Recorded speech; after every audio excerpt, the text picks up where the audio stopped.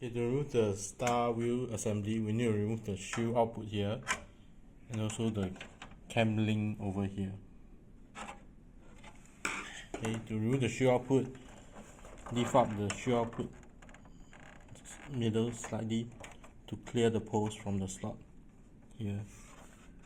Then slide out the other post, then rotate to the angle and slide out shield output.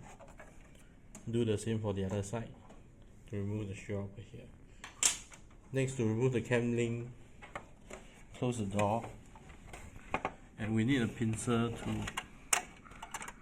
to remove pry the link inwards and rotate the link out of its position. Okay, then the link is disconnected from the hand access door here.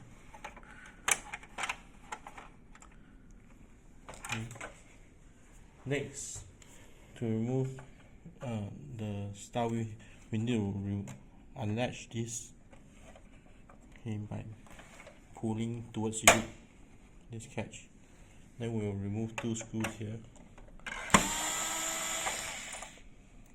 one here and one here. Okay. Yeah. Once removed, slide the star wheel assembly towards you to remove the two catches here and here.